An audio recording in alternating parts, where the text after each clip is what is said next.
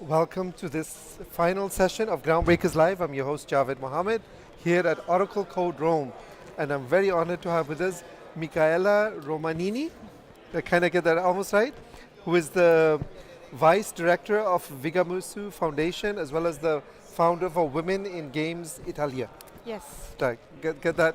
So welcome, and thank you so much for Thank you. coming and giving us your time. So you are going to be on a panel about women in technology. I was talking to you a little bit offline about your background. You want to kind of just walk us through of how you ended up in video games? Yeah, thank you very much for inviting me to this amazing event first. And I studied at the university journalism and history of games.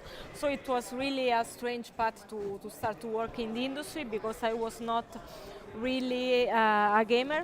I started studying them, so writing publications, game studies about culture in games.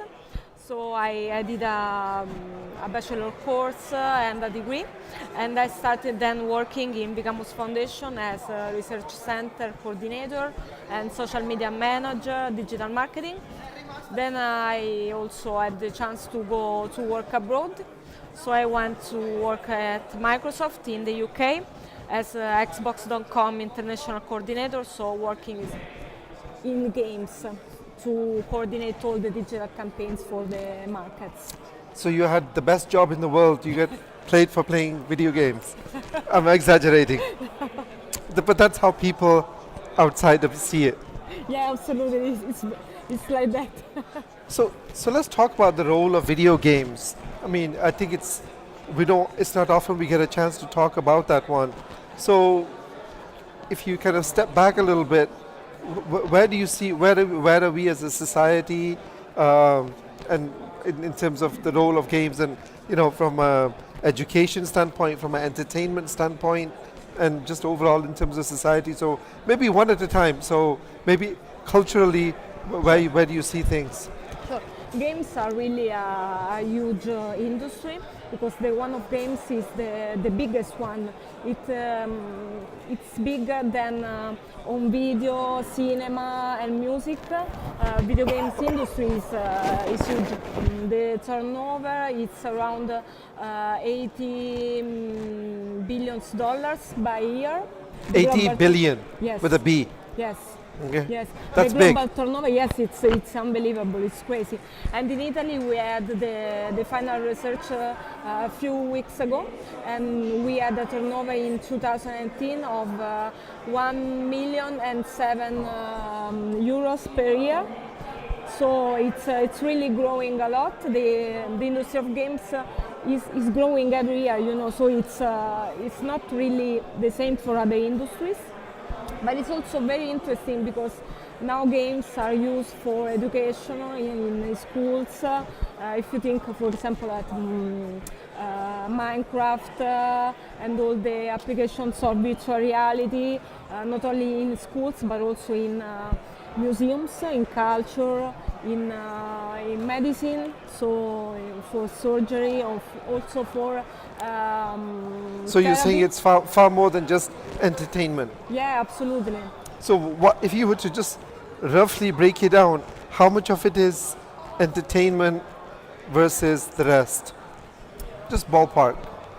It's entertainment. It's what we call in general games. If we think about the rest, we can think about the edutainment sector or the serious games in general, or also in the use of gamification, of course. But it's really, I think they are growing both. So the entertainment industry is huge, is growing every year, but also the application of games and gamification are really growing in these days. We can see in Italy also that many institutions are starting to create virtual reality application software to show marketing tools, or also to show culture and to reconstruct ancient buildings.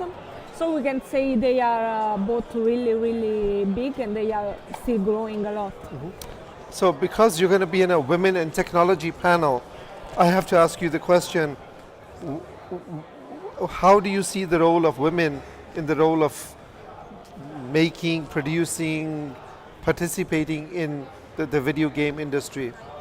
Women in games were working many years ago when video games were not so popular. So when the industry still needed to grow, we had many programmers or also many screenwriters for interactive novels. If we think, for example, of Jen Jensen and Roberta Williams, they were really huge professionals and they started all in video games. Then in the years we saw that women started to be considered less important in games, but these days they are really important and they work in many roles, not only in communication and marketing or in localization, which are the sectors we can see women are the major part, but also working in programming or game design. So it's really important because women have many chances now to work in games, and it's a beautiful opportunity because games it's really a global industry. So there are a lot of opportunities to go to work abroad, as I did, for example. So we also need to encourage girls to take a part in this career. Huh? So if there are some young girls out there, teenagers, what advice would you give them? Because mostly when people think of careers, you know, there's some very go-to professions, right? Education, or they want to study psychology, or whatever they may be.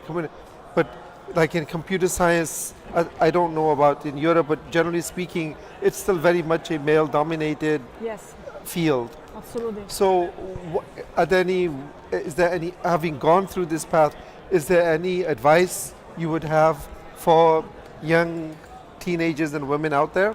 Yes, absolutely. My advice is to study a lot, of course, and it's very difficult. To study anything specific though?